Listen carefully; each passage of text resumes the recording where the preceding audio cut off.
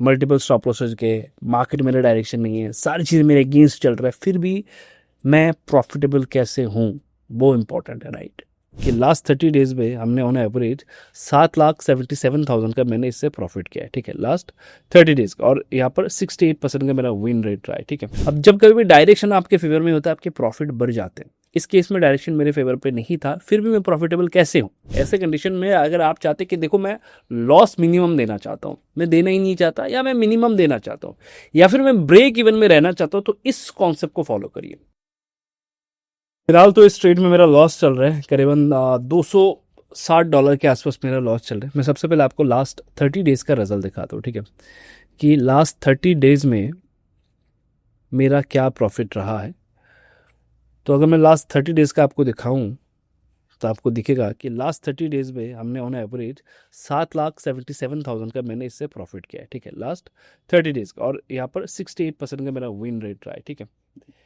अब अगर मैं बात करूँ ना, लास्ट 1 मंथ मेरा सबसे वर्स्ट गया है, यानी कि लास्ट 30 दिन सबसे मेरा वर्स्ट गया है। उसमें मेरे जो ट्रेड है ना, उतना फ्रिक्वेंटली टारगेट हिट नहीं किए। समहाउ मुझे मार्केट का डायरेक्शन नहीं मिला। क्यों नहीं मिला, इसमें भी चर्चा करेंगे, क्यों यहाँ पर मेरा डायरेक्शन मिस हो गया। अब जब कभी भी डायरेक्शन आपके फेवर में होता है, आपके प्रॉफिट बढ़ जाते हैं। इस केस में डायरेक्शन मेरे फेवर पे नहीं था, फिर भी मैं प्रॉफिटेबल कैसे हूँ, ये एक सवाल है। तो इसको कहा जाता है पार्शियल प्रॉफिट बुकिंग, जो मैं आगे चल के आपको सिखाऊंगा।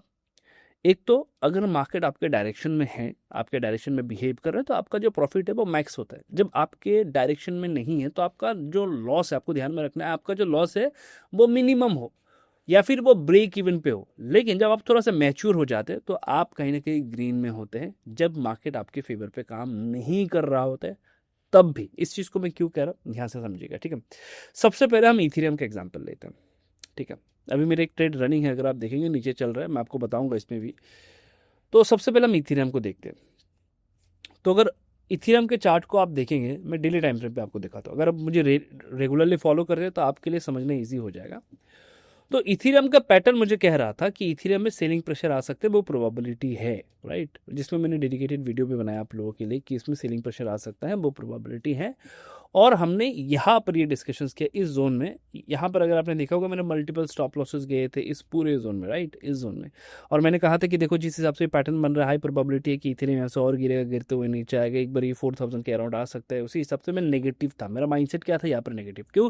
क्योंकि अगर आप नोटिस करेंगे, जो रेड लाइन है, यानी कि 16 मूविंग एवरेज है, कौन सा वाला 16 मूविंग एवरेज जो है, वो है रेड लाइन, वो ऊपर आ चुका था डेली टाइम फ्रेम पे। और जब भी ऐसा होता है, पास्ट में देखा गया है, टॉप के आसपास जब ये होता है, उसके बाद मार्केट में एग्रेसिव करेक्शन देखने को मिलता है, जो कि इस केस में वही होना चाहिए था, लेकिन नहीं हुआ, राइट। अब चलते हैं यहाँ पर, उस समय पे बिटकॉइन में क्या चल रहा था, चलिए देखते हैं। तो इथेरियम नेगेटिव था। बिटकॉइन को अगर मैं डेली टाइम फ्रेम पे आपको दिखाऊं, तो बिटकॉइन पॉजिटिव में था, जो मैंने डिस्कस भी किया था, जो मैंने शेयर भी किया था, इसका चार्ट बिटकॉइन पॉजिटिव में था। और अगर मैं बात करूं सोलाना का,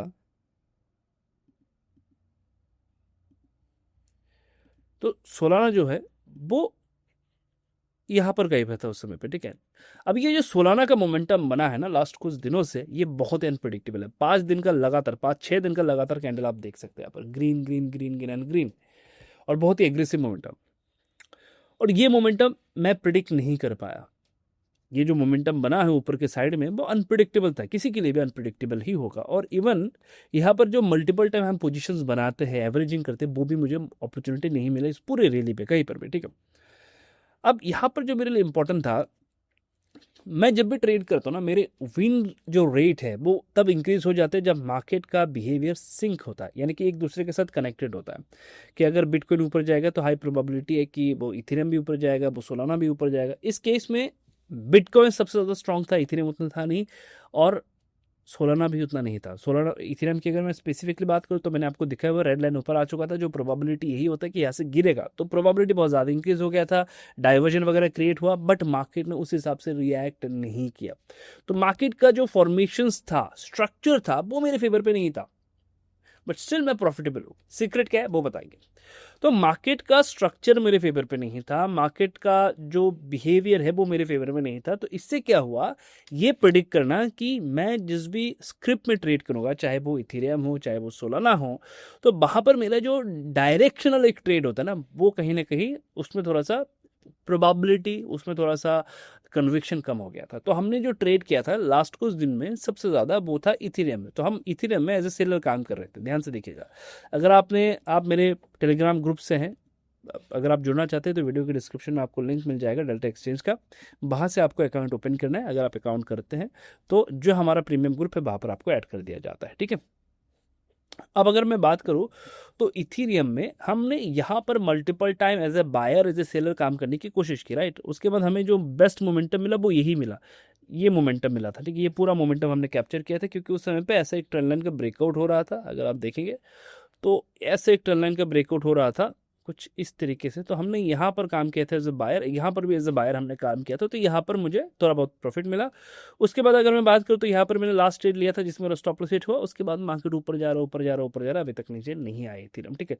तो इथेरियम पे क्योंकि मैं सेलर था, हर एक मोमेंटम में मैं एज ए सेलिंग साइड का प्लान कर रहा था, क्योंकि ये पूरा जोन अगर आप देखेंगे ना तो ये वो जोन है जहाँ पर इथेरियम को बार बार रेजिस्टेंस फेस हो रहा था। और यही वो जोन है जो डेली टाइम फ्रेम पे अगर आप जाएंगे तो आपको समझ में आएगा कि ये वो टाइम फ्रेम है, ये वो जोन है जहां पर 8 moving average as a resistance की तरह काम कर रहा था, ठीक है।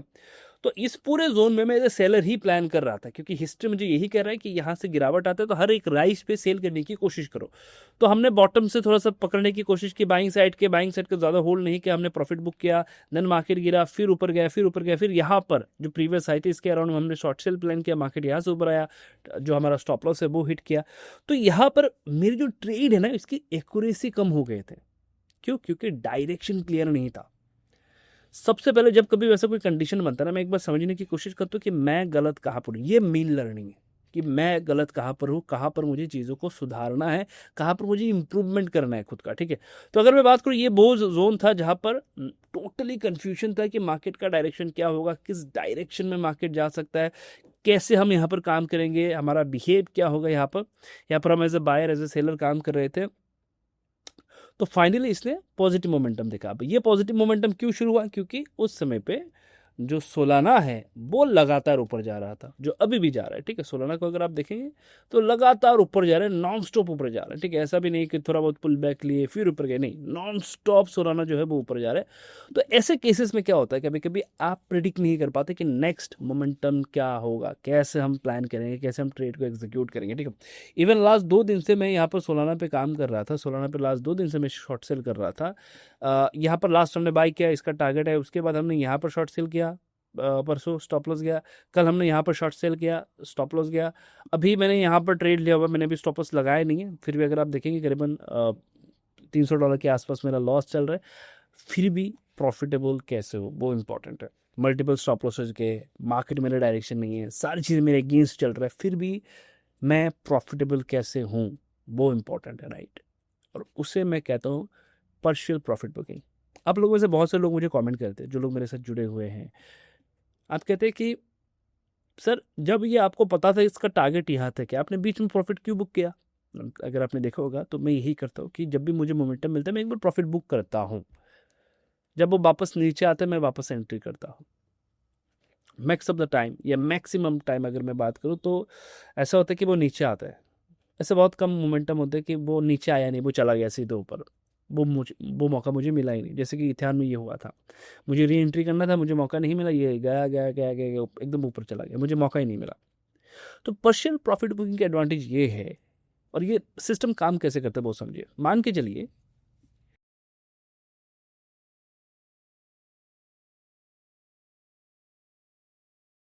ठीक है, मैं इसको एक बार लगा देता हूँ और इसको एक बार समझने की कोशिश करते हैं। मान के चलिए मैं इसको यहाँ पर लगा रहा हूँ, ठीक है। मैं सारे ड्राइंग हटा देता हूँ और यहाँ पर मैं आपको समझाने की कोशिश करता हूँ। मान के चलिए मेरा कोई एक सेटअप है, जिस सेटअप के बेसिस पे मैंने यहाँ पर शॉर्ट सेल किया, राइट।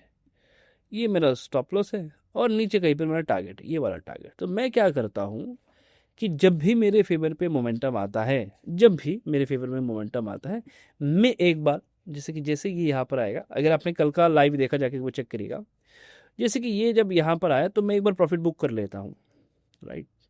उसके बाद मैं इंतज़ार करता हूँ कि वो मेरे बाइंग प्राइस के आसपास है। तो मैं क्या करता हूँ, पहले अगर मैंने 300 क्वांटिटी से ट्रेड किया तो जैसे ये यहाँ पर आएगा, मैं अपनी क्वांटिटी को आधा करके वापस से री एंटर करूँगा, 150 क्वांटिटी और 100 क्वांटिटी से मैं वापस से री एंटर करूँगा। इससे क्या होता है, हर एक ट्रेड में मेरा एक रिस्क होता है जो मेरा स्टॉप लॉस है, राइट। तो मैं क्या करता हूँ, जो स्टॉप लॉस का पैसा है वो जब पहला मोमेंटम मेरे फेवर में चलता है ना, तो मैं वो बुक करके निकाल लेता हूँ। अब इसमें मान के चलिए मेरा $300 का स्टॉप लॉस है, और जब ये नीचे मैंने जब प्रॉफिट बुक किया वो भी $300 का ही था। तो अब मैंने जैसे ही क्वांटिटी कम करके वापस से एंटर किया यहाँ पर, तो इससे क्या हो गया, मेरा स्टॉप लॉस मेरे पॉकेट से नहीं जाने वाला, जो मैंने मार्केट से कलेक्ट किया उससे ही जाने वाला है। इवन मैं इसको ज़्यादा होल्ड कर सकता हूँ। सो वो प्रोबेबिलिटी यहाँ पर इंक्रीज हो जाता है, ठीक है। यहाँ पर हम उसी हिसाब से काम करने की कोशिश करते हैं। मैं इसलिए इस स्ट्रैटेजी को यूज़ करता हूँ क्योंकि मैंने देखा है कभी कभी क्या होता है, मार्केट आपके फेवर में चलता है। अगर आप लास्ट 2 दिन का लाइव देखेंगे तो आपको इसका पूरा एग्जाम्पल मिल जाएगा। कल अगर आपने देखा होगा, कल जब मैं ट्रेड कर रहा था, इसी जगह पे मेरा जो प्रॉफिट चल रहा था, नोटिस करके देखिएगा, इसी जगह पे मेरा $420 के ऊपर प्रॉफिट चल रहा था, राइट।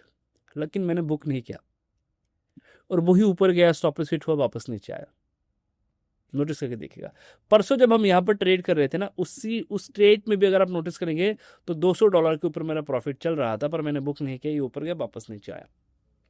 तो जब आप पहले एक बार प्रॉफिट बुक कर लेते हैं, आपको पता होना चाहिए कि किस जगह से थोड़ा बहुत बाउंस बैक आ सकते हैं। जब आप उस जगह पे एक बार प्रॉफिट बुक कर लेते हैं तो आपके अंदर एक कन्विक्शन आ जाता है, कॉन्फिडेंस भी आ जाता है अपने ट्रेड को होल्ड करने का। इसमें मजा तब आता है जब अपनी क्वांटिटी को आप आधा कर देते हैं, तो आप उस ट्रेड को और ज़्यादा होल्ड कर पाते हैं। क्या हर कोई इस प्रोसेस को यूज़ कर पाएगा? बिल्कुल भी नहीं, हर कोई इस प्रोसेस को यूज़ नहीं कर पाता है, क्योंकि कभी कभी क्या होता है कि आप अच्छे मोमेंटम को मिस कर देते हैं। कभी कभी ये भी होता है कि कोई मोमेंटम आपको बहुत अच्छा प्रॉफिट दे सकता था लेकिन वो आपको मिला नहीं। लेकिन मैं इसलिए इसको यूज़ करता हूँ क्योंकि जब मैंने बैक टेस्ट किया, मैंने देखा प्राइस को, प्राइस के मोमेंटम को देखा, तो मुझे एक चीज़ समझ में आया कि मार्केट आपको टारगेट तो देगा, लेकिन इससे पहले मार्केट का काम है आपको मार्केट से एग्जिट करवाना। अगर आप वो नहीं चाहते तो आप एक काम करिए, जब भी आप ट्रेड ले रहे हैं उस पर आपका जो भी प्रॉफिट चल रहा है इनिशियली वो बुक करिए, क्वांटिटी को आधा करिए, उसके बाद ट्रेड को होल्ड करिए, क्योंकि ये इतना फ्लक्चुएट करते हैं। और ये मैं तब यूज़ करता हूँ जब मुझे समझ में आए कि यहाँ पर मार्केट का जो सिंक है, मार्केट जितने भी स्क्रिप्ट है, इनके जो मोमेंटम है वो एक दूसरे से ऑपोजिट चल रहे हैं, ये एक दूसरे के साथ नहीं चल रहे, तब मैं स्ट्रेटेजी को यूज़ करता हूँ, ठीक है। अगर आप, इसीलिए मैंने पहले आपको ये समझाया कि मार्केट का स्ट्रक्चर एक जैसा नहीं था, मार्केट डिफरेंट डिफरेंट डायरेक्शन में चल रहा था। तो ऐसे कंडीशन में अगर आपको विन होना है, ऐसे कंडीशन में अगर आप चाहते कि देखो मैं लॉस मिनिमम देना चाहता हूँ, मैं देना ही नहीं चाहता, या मैं मिनिमम देना चाहता हूँ, या फिर मैं ब्रेक इवन में रहना चाहता हूँ, तो इस कॉन्सेप्ट को फॉलो करिए। ये कब करना है? जब आपको समझ में आए कि मार्केट का डायरेक्शन तो भाई अलग ही चल रहा है। जब इथेरियम ऊपर जा रहा था, बिटकॉइन नीचे आ रहा था। जब बिटकॉइन ऊपर जा रहा था तब इथेरियम नीचे आ रहा था। अब ये उल्टा हो गया, बिटकॉइन लास्ट कुछ समय से लगातार नीचे आया, इथेरियम उस समय पे ऊपर जा रहा था। अभी अगर आप देखेंगे तो सोलाना ऊपर जा रहा है, कोई रीजन नहीं है, लगातार मोमेंटम है ऊपर के साइड में। ऐसे जगह पे आपको इसी स्ट्रेटेजी को अप्लाई करना चाहिए कि पहले जो मिला उसको लो, उसके बाद अपने स्टॉप लॉस को मैनेज करो, कैसे? क्वांटिटी साइजिंग कम करके। और एक कब यूज़ करना है? जब मार्केट का स्ट्रक्चर आपको समझ में ना आए। लेकिन मार्केट का स्ट्रक्चर अगर आपके फेवर में है तो नो डाउट आप बढ़िया काम कर सकते हैं, आप अपने ट्रेड को अपने हिसाब से होल्ड कर सकते हैं, आप लंबे टारगेट के लिए एक्सपेक्ट कर सकते हैं, क्वांटिटी आप इंक्रीज कर सकते हैं। ये सारी चीज़ें किया जा सकता है, आप अपने प्रॉपर स्टॉप लॉस में एग्जिट कर सकते हैं। लेकिन ये कब किया जा सकता है? जब आपको डायरेक्शन क्लियरली पता हो। देखो, एवरेज करने के लिए भी हमारा एक स्ट्रैटेजी है, एवरेज ट्रेडिंग स्ट्रैटेजी। एवरेज करने के लिए भी मार्केट का डायरेक्शन जानना बहुत ही ज़्यादा इंपॉर्टेंट है। लेकिन इस केस में हमारे पास कुछ नहीं था, फिर भी हम इस प्रोसेस को फॉलो करके धीरे धीरे करके आगे बढ़ रहे थे, ठीक है। आई होप कि ये वीडियो आपको हेल्प कर पाया होगा। थोड़ा सा कॉम्प्लिकेटेड हो सकता है, लेकिन हर एक पॉइंट को नोट करिए, कंडीशन को नोट करिए, कब इस कॉन्सेप्ट को अप्लाई करना है। अगर मान के चले अभी मार्केट का कंडीशन सही होता ना, तो मैं ये जो इथार का ट्रेड है ना, मैं आपको दिखाता हूँ, ठीक है। सबसे ज़्यादा जो मुझे रिटर्न मिलता वो इथार के ट्रेड से मिलता डिले टाइम फ्रेम पे। अगर मैं डिले टाइम फ्रेम में इथार को आपको दिखाऊँ तो आपको समझ में आएगा। इथार में जो पैटर्न बना है ना, बहुत ही बढ़िया पैटर्न बना है। इस पैटर्न में रिस्क लेने का मज़ा कुछ और है, बट क्योंकि इथार अपने ऑल टाइम हाई पे है, मार्केट का डायरेक्शन मेरे फेवर पे नहीं है, रेड लाइन ऊपर आ चुका है, और ऊपर से अगर मैं बात करूं तो यहाँ पर कहीं ना कहीं अगर आप देखेंगे तो प्राइस ऊपर जा रहा है, ऊपर जा रहा है, ऊपर जा रहा है, और यहाँ पर अगर आप देखेंगे प्राइस ऊपर जा रहा है तो आरएसआई का भी डाइवर्जन है, तो यहाँ पर कन्विक्शन नहीं है। लेकिन ये जो सेटअप है ना, बहुत ही पावरफुल सेटअप। ये कब मैं यूज़ करता? मैं यूज़ करता अगर मार्केट का स्ट्रक्चर कुछ इस तरीके से होता, ठीक है। मार्केट एक बार ऊपर गया, उसके बाद मार्केट नीचे आया, कुछ इस तरीके से मार्केट नीचे आया, फिर मार्केट एक बार हायर हाई बना के ऊपर जाने की कोशिश कर रहा है। और अगर सेम पैटर्न मुझे यहाँ पर कहीं पर मिलता ना, इस जोन में, तो मैं ज़रूर जाता। लेकिन ये ऑल टाइम हाई पे है, यहाँ पर वो कन्विक्शन नहीं है। ये कौन किस जगह पे बना हुआ है ना, ये यहाँ पर कहीं पर बना हुआ है। ये जो यहाँ पर था ना, ये यहाँ पर कहीं पर बना हुआ है। यहाँ से ये जब नीचे आया तो यहाँ पर कहीं पर बना हुआ है। इसमें वो कन्विक्शन, वो कॉन्फिडेंस नहीं आता। अगर यहाँ पर होता तो मैं ज़रूर जाता। तो यही वो कारण है जिस वजह से ये ट्रेड मुझसे मिस हो गया और मैं यहाँ पर बेरिश था, मार्केट पॉजिटिव गया। बट ठीक है, यही ट्रेडिंग का पार्ट है। आपको नहीं पता होगा एग्जैक्टली नेक्स्ट क्या है। It's all about management. आपको मैनेज करने अपने सिचुएशन के हिसाब से, और जितना हो सके जो अपना लॉस है उसको कम देना है। हम लंबे लंबे स्टॉप लॉसेस लेते हैं, बड़े बड़े स्टॉप लॉसेस लेते हैं। अब बड़े बड़े स्टॉप लॉस कभी कभी आपको देना पड़ता है, लेकिन क्वांटिटी अगर आप कम करेंगे ना तो आप एडजस्ट कर पाएंगे। हम क्वांटिटी कंट्रोल नहीं कर पाते, स्टॉप लॉस कंट्रोल नहीं कर पाते, इसी वजह से हमारा लॉसेस होता है, ठीक है। एंड आई होप इस वीडियो से बहुत सारी चीज़ें आपने सीखा होगा। एक बार मुझे कमेंट में बताएं आपको क्या सीखने को मिला, और इसके साथ साथ हर एक पॉइंट को नोट करिए, तो आपको और बेहतर तरीके से सिचुएशन को समझने का मौका मिलेगा, ठीक है। मिलते हैं नेक्स्ट वीडियो पे, तब तक के लिए अगर इस चैनल पे आप नए हैं तो एक बार सब्सक्राइब जरूर कर दीजिएगा।